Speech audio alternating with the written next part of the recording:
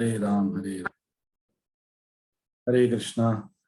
Let's begin today's session with prayers. Namo Vishnu Padaya Krishna Preshtaya Bhutale Srimate Bhakti Vedanta Swami Niti Namine Namaste Saraswate Deve Gauravani Pracharine Nirvishesha Shunyavadi Paschatya Deshatarine जय श्री कृष्ण चैतन्य प्रभु नित्यानंद श्री अद्वैत गदाधर श्रीवासादि गौर भक्त वृंद हरे कृष्ण कृष्ण कृष्ण हरे हरे हरे राम राम राम हरे हरे हरे कृष्ण कृष्ण कृष्ण हरे हरे हरे राम राम राम हरे हरे हरे कृष्ण कृष्ण कृष्ण हरे हरे हरे राम राम राम हरे हरे। श्री श्री राधा वृंदावन चंद्र की जय, श्री श्री गौर निताय की जय, श्रीमद् भगवद गीता की जय, जगत गुरु शील प्रभुपाद की जय। Hare Krishna. Welcome. I hope you are able to adjust to the slightly late night sessions that I have scheduled.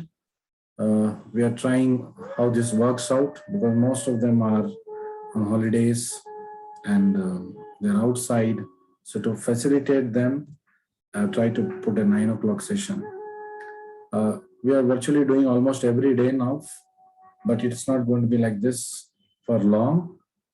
Once again the schools start and once even my other services start, we will have to go back to once a week, twice a week kind of schedule. तो अब तो हम almost daily कर रहे हैं, लेकिन कुछ समय के बाद शायद एक हफ्ते के बाद हम डेली नहीं कर पाएंगे। हम हफ्ते में 1-2 बार तो करेंगे। और timings we will see. I'm trying to take feedback from many people about this particular time so that you finish all your work and you can sit down for this class as one of your last activities before you go to bed. So yesterday we were talking about what are the advantages for a person if he understands Gita and if he includes it in his life, if he inculcates in his life. तो कल हमने सुना shloka number 31 में भगवान कृष्ण स्वयं बोल रहे कि उनके ये जो बोधन है, जो सत्य मानेगा, अपनी जिंदगी में उसको उतारेगा तो उसकी जिंदगी में क्या होता है। और दूसरे ही श्लोक में 32 में उन्होंने बताया कि अगर इसको कोई ना मानता है तो और उसको नकारता है, अलक्ष्य करता है, उसके जीवन में क्या हो सकता है। सो बेसिकली कृष्णा हमारे इंटेंशंस को देख रहे हैं। Krishna is seeing our intentions and we can not fool him. हम भगवान को धोखा नहीं दे सकते। भगवान हमारे हृदय के अंदर बैठे हैं परमात्मा बन के, और हम उस परमात्मा को कभी धोखा नहीं दे सकते क्योंकि वो हमारे मन में क्या चल रहा है सब जानते हैं। So all confusion about spiritual life ends when one performs devotional service. तो जब कोई भक्ति सेवा भगवान के और करेगा, उसके जीवन में जो उपद्रव है, जो संशय है, जो कलुषित है, कलयुग के प्रभाव से कलुष है, वो सब मिट जाएगा। And spiritual advancement is all about refining our thoughts, mind and intelligence. तो आध्यात्मिक जीवन क्या है? आध्यात्मिक जीवन भौतिक जीवन को आगे बढ़ाना है, लेकिन विद हायर पर्पस। मतलब हमें सडनली कोई चेंजेस नहीं करना है। हमें भगवान को हमारी जिंदगी में आके उनको अपने चमत्कार दिखाने का मतलब धीरे धीरे मौका हमें देना चाहिए। So it is about refining our thoughts. हमारे सोच, हमारे मन, हमारे बुद्धि का प्यूरिफिकेशन होगा। So it's all about purifying, इट्स शुद्धिकरण मन, हमारे विचार और हमारे बुद्धि का।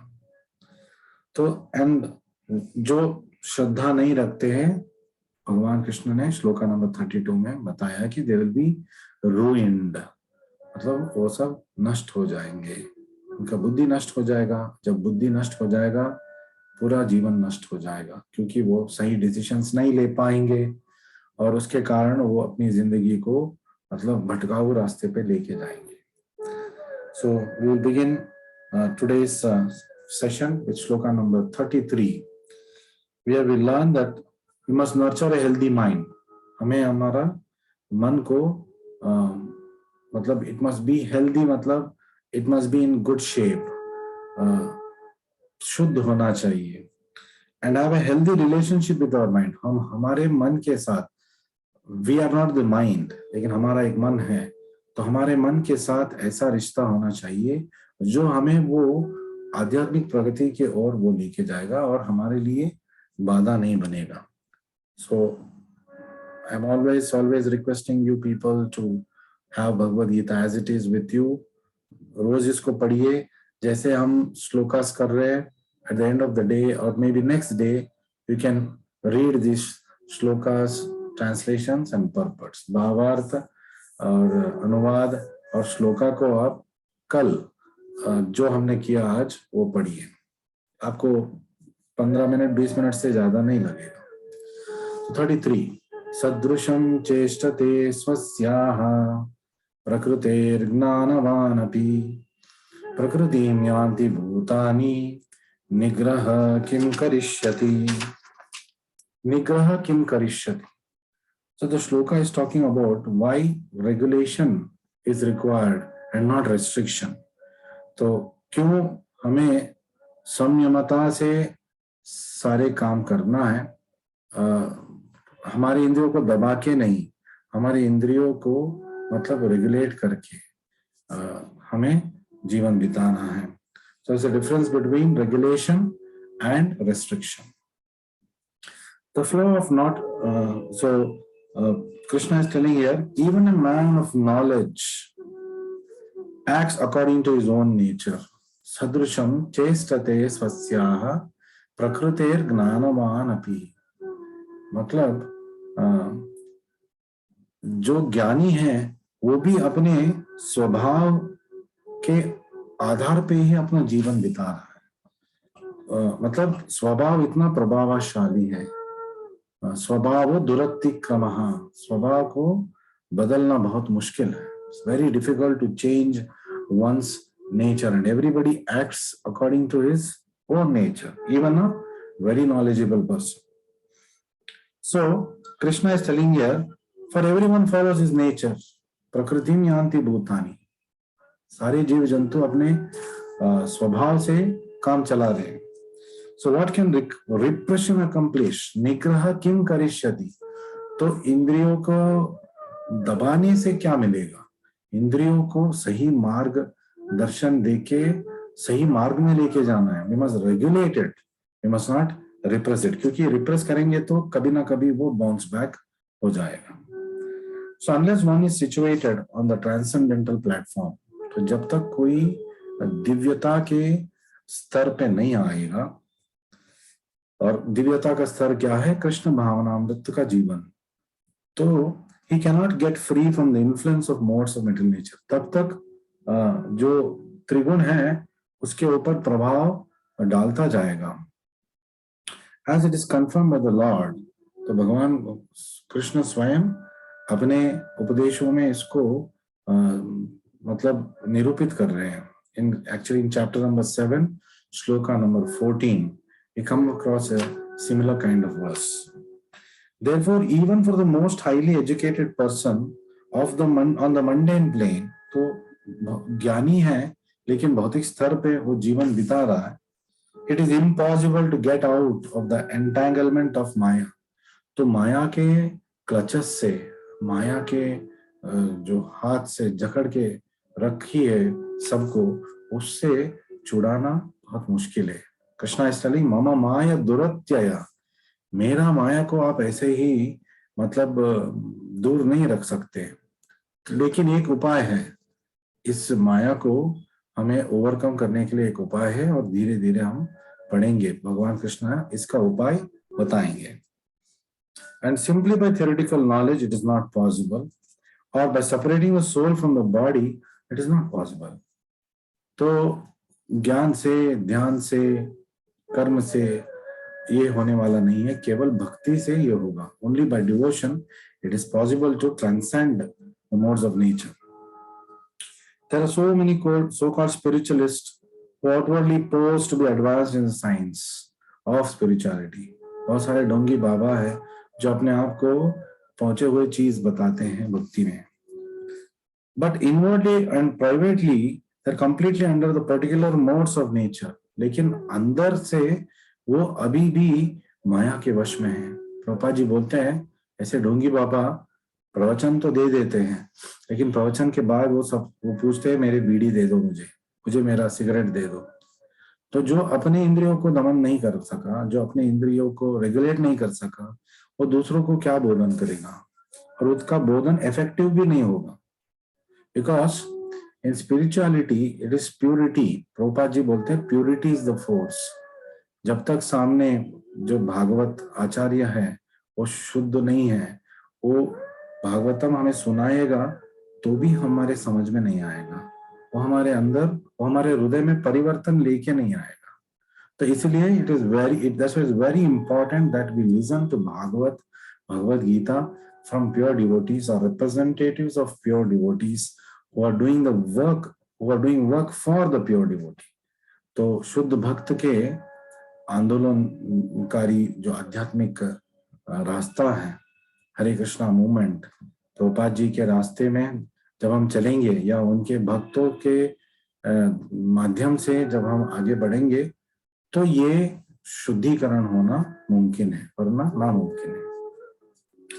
तो कल मैं बात कर रहा था कि मैंने एक आर्टिकल पढ़ा कि in the last century there are so many great philosophers and so-called spiritualists who have either gone mad or who have committed suicide, especially the atheistic kind of philosophers. नास्तिकवाद जो करते हैं, तर्कवादी philosophers, नास्तिकवाद जो करते हैं, वैसे लोग, बहुत सारे लोग पिछले शतमान में for the last 100 years they either become mad, या तो पागल हो गए या उन्होंने आत्महत्या कर लिया, because or they would have committed suicide. That is because they are trying to project themselves as something big, and जीवन उसको मार मार के सिखा रहा है, दिखा रहा है कि वो कुछ भी नहीं है. तो एक दिन उनको ये कठोर कदम उठाना पड़ेगा. जब तक भगवान हमारे जीवन में नहीं है तो बहुत ही कम आध्यात्मिक प्रगति कर ही नहीं पाएंगे. In fact, we will not be able to do even 1% of progress in spirituality as long as the Lord and his pure devotee doesn't enter our life. So we're all so fortunate that Srila Prabhupada ji has entered our life. Radha Vrindavan Chandra हमारे साथ हैं और भक्तों के माध्यम से आप और हम आगे बढ़ रहे हैं. So academically one may be very learned. तो in the matter of academics कोई बहुत मतलब क्या बोलते हैं वेरी लर्नड हो सकता है, बहुत ज्ञान है हो सकता है, but because of his long association with material nature is in bondage. लेकिन क्योंकि वो भौतिक कलमश उसके अंदर है, भगवान को उसने अपने जीवन में नहीं उतारा, गुरु को अपना मतलब सब कुछ नहीं माना, तो वो माया के शिकार हो ही जाता है. तो Krishna consciousness helps one to get out of the material entanglement. तो ये कृष्ण भावनामृत जीवन है, हरे कृष्णा मूवमेंट, ये जो आंदोलन है, इसमें भाग लेने से ये जो हमारा भौतिक जो कलमश है, बंधन है, वो मिट जाएगा. And even though one may be engaged in his prescribed duties, हम अपने रोज जिंदगी का काम करते करते आध्यात्मिक प्रगति कर सकते हैं. Therefore, without being fully in Krishna consciousness, no one should suddenly give up his prescribed duties.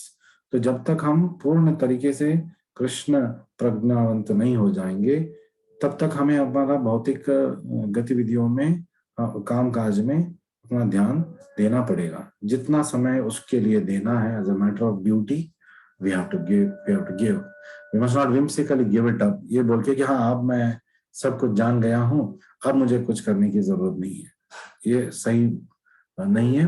भक्तों के मार्गदर्शन से ही सब कुछ करना है. And no one can become a yogi or transcendentalist artificially. You cannot cheat your way in spirituality. आप आध्यात्मिक जीवन में धोखा देके आगे नहीं जा सकते, क्योंकि आप किसको धोखा देना चाहते हो? भगवान को, गुरु को? ये हो ही नहीं सकता। ना प्रकृति छोड़ेगी, ना माया देवी छोड़ेगी, ना भगवान स्वयं उसको छोड़ेगी। क्योंकि if we are cheaters, then Krishna is the greatest among the cheaters. Krishna स्वयं बताते हैं कि he can be the master of all cheaters.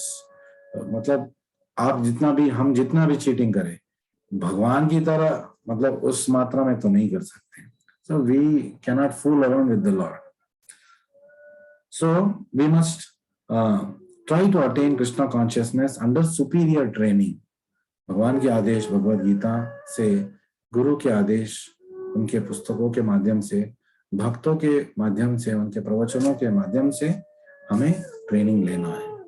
Thus one may be freed from the clutches of Maya. तो ऐसे कोई माया के वश से बाहर जा सकता है, वरना मम माया दुरत्यया मामेव ये प्रपद्यन्ते मायामेतं तरन्ति ते.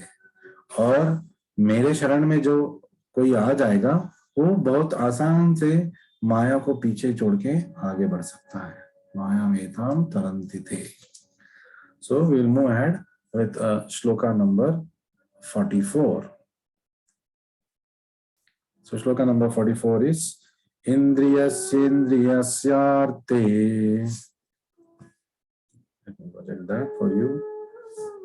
Indriyasyendriyasyarte ragadvesho vyavastito tayorna vasham agacche tauhi asya paripantino.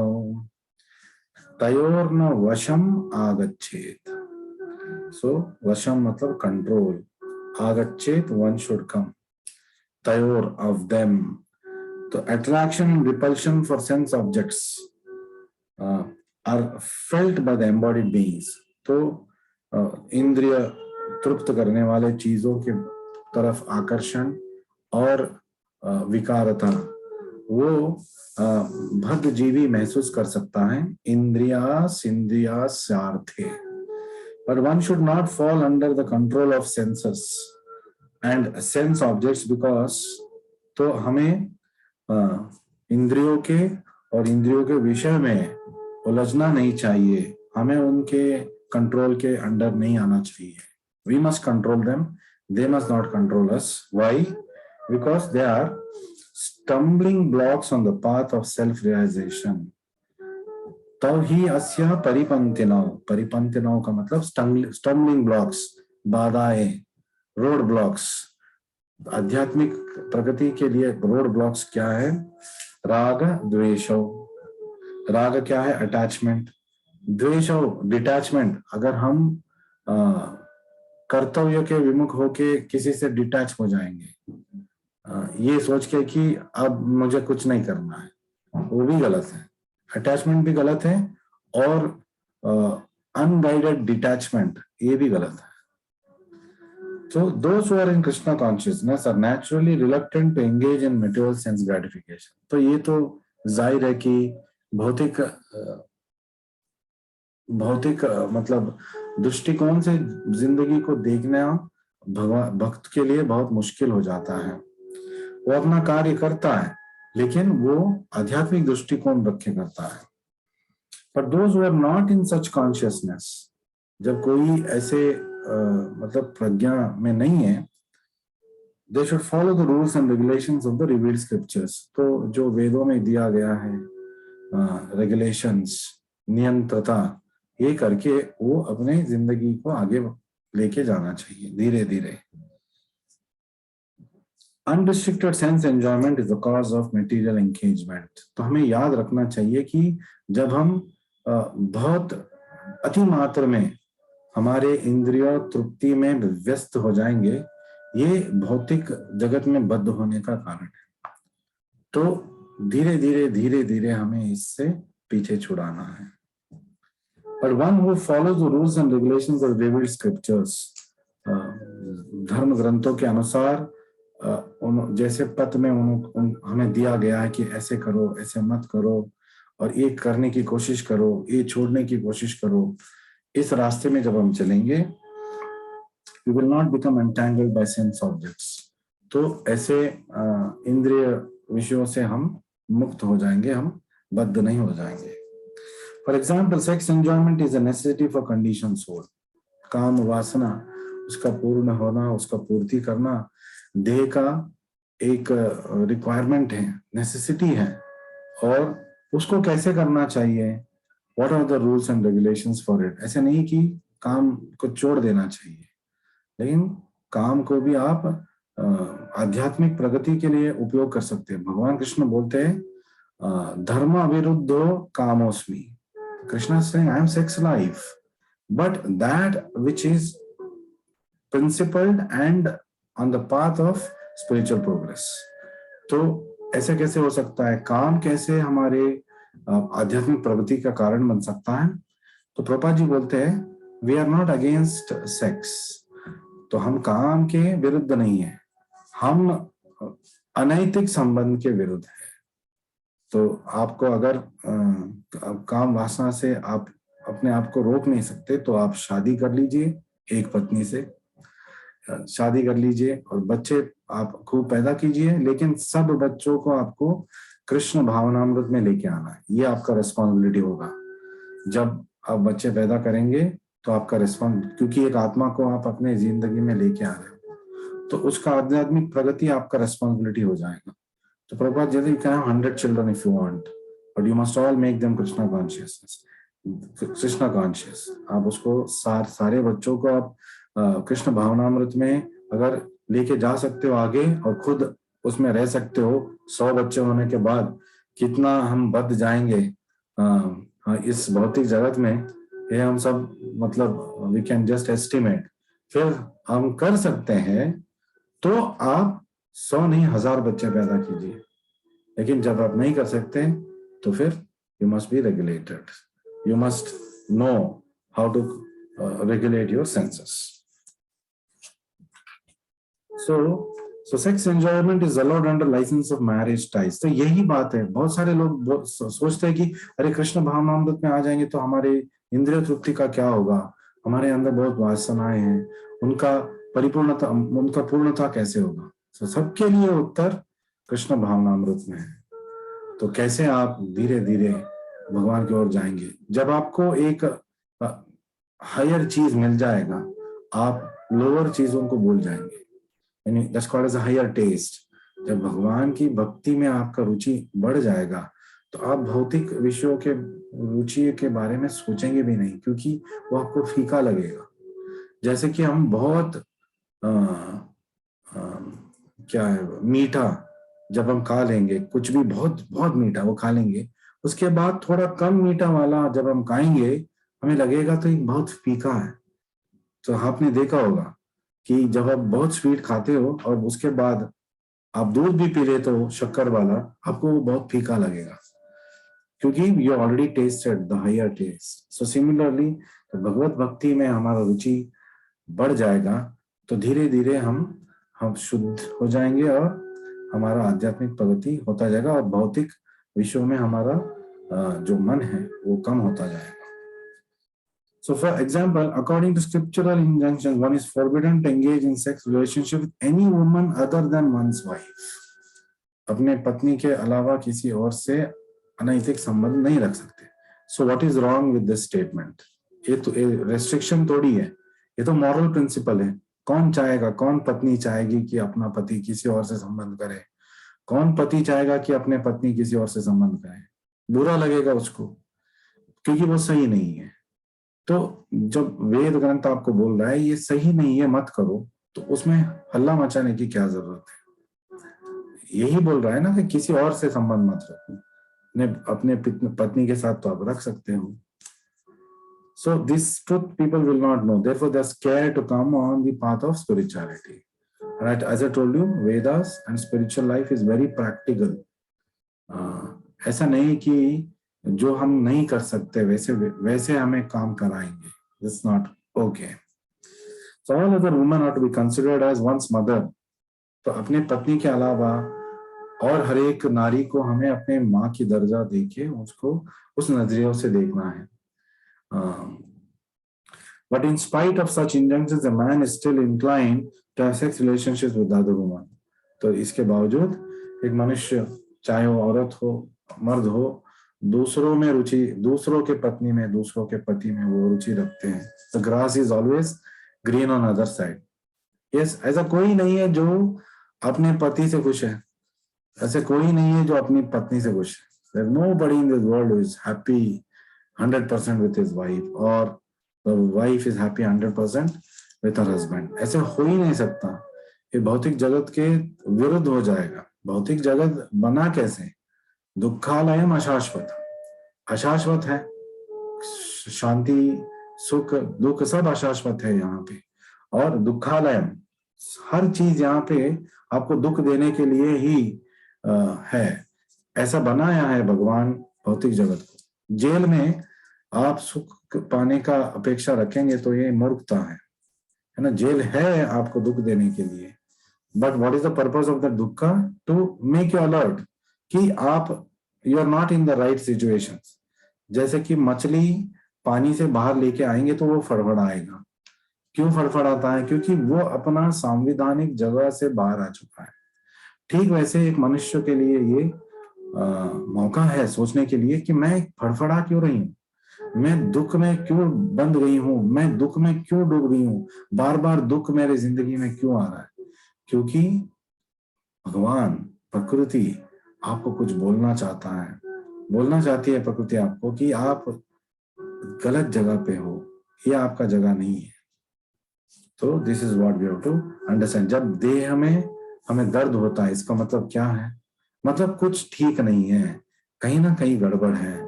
तो हम क्या करते हैं उसके समय? उस समय हम जाते हैं डॉक्टर के पास. That time we go to the doctor to become all right, have a pain free life. So similarly, to have a trouble-free life, we have to go out of the troublesome world, about the troublesome situations, about troublesome mentality. तो वो क्या है? वो आध्यात्मिक जगत है, भक्ति है. यहाँ रहते हुए जब हम भक्ति करेंगे, हम आध्यात्मिक जगत में ऑलरेडी पहुंच चुके हैं.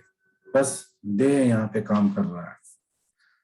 So these propensities are to be curbed, otherwise there will be stumbling blocks on the path of self-realization. Paripantinao. So if you don't follow the four regulative principles, धूम्रपान और नशा करना, मद्यपान करना और गैम्बलिंग करना, अनैतिक संबंध रखना और मांसाहार करना, ये सबको छोड़ना चाहिए. उसमें क्या गलत है? तो जो जब वेद बोल रहा है, जब प्रभुपाद जी बोलते हैं आपको 4 रेगुलेटिव प्रिंसिपल्स फॉलो करना है, तो हमें क्यों लगता है कि अरे ये ज्यादा हो गया, ये सब तो हम नहीं कर सकते. This is all about being morally right and that is good for the society also. ये सामाजिक दृष्टि में भी अच्छा है. तो ये सब चीजें हमें अपनाना है, लेकिन धीरे धीरे. ऐसा नहीं कि आज आप रात सो जाएंगे और कल से आप शुद्ध बन गए और ये सब आप नहीं करेंगे. मैं ये नहीं बोल रहा हूँ आप सब ये कर रहे हो. मैं ये बोल रहा हूँ अगर कोई कर रहा है तो overnight it is not possible to overcome. But when God comes into your life, what you can not do, by his power he will make you do. तो जो काम आप नहीं कर सकते, जब भगवान आपकी जिंदगी में आ जाएंगे, उनकी शक्ति से आप बहुत कुछ कर सकते हैं. जैसे कि अर्जुन किसके सामने थे? भीष्म पितामह अकेले पूरा युद्ध खत्म कर सकते थे. द्रोण अकेले युद्ध खत्म कर सकते थे. कर्णा 100 times better than arjuna. That even Krishna says. Krishna भी मानते हैं कि अर्जुन, कर्ण विद्या में, धनुर्विद्या में अर्जुन से भी बेहतर है. लेकिन उनका जीत नहीं हुआ, अर्जुन का जीत हुआ. क्यों? Because God is with him. When God is with you, what you can not do, by his power and mercy you will be able to do. So you must, जब हम एग्जाम लिख रहे हैं, जब हम कोई भी कार्य कर रहे हैं, नया कार्य कर रहे हैं, कुछ नया बिजनेस स्टार्ट किया, कुछ नए काम काज धंधा हमने स्टार्ट किया, कोई भी नई चीज हम स्टार्ट करने वाले, और पुराने चीजों में भी हमें हमेशा भगवान को आमंत्रण करना है कि वो हमारी जिंदगी में रहे और हमें आशीर्वाद देते रहे. So this is how we must lead our life. As long as material body is there, the necessities of the material body are allowed, but under rules and regulations. जब तक भौतिक देह है, तो इसके लिए जो जरूरी है, जो regulated विधान से हम खा सकते हैं, पी सकते हैं, एंजॉय भी कर सकते हैं। ऐसा नहीं कि कृष्ण भावनाओं में आके कोई एंजॉयमेंट नहीं है, यहाँ पे असली एंजॉयमेंट है। Here we have real enjoyment जो कभी खत्म नहीं होगा। भौतिक जगत में एंजॉयमेंट कभी ना कहीं खत्म हो जाएगा और हमें फीका लगेगा, लेकिन आध्यात्मिक जो एंजॉयमेंट है, आनंद आम्बुधि वर्धनम, वो हमेशा बढ़ता जाएगा, घटेगा नहीं। ये महसूस करने की बात है। अब धीरे धीरे आप खुद अपने जीवन में ये सब महसूस करेंगे। So, and yet we should not rely upon the control of such allowances. I want us to follow those regulations and rules unattached to them, because practice of sense gratifications and the regulations may also lead one to go astray. अब ऐसा भी नहीं है कि अच्छा ठीक है, regulated तरीका मुझे पता है तो मैं इसी में उलझ जाऊंगा। नहीं, धीरे धीरे आपको उससे भी बाहर आना है। पूर्ण तरीके से हमें एक दिन भौतिक मानसिकता से बाहर आना है।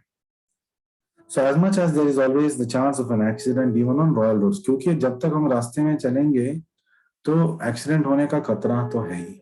तो लेकिन हम ये नहीं बोल रहे कि रास्ते में मत चलो, लेकिन आपके लिए एक निगदित रास्ता है, फुटपाथ है, आध्यात्मिक पथ है, उसमें आप चलिए, एक्सीडेंट्स कम होंगे।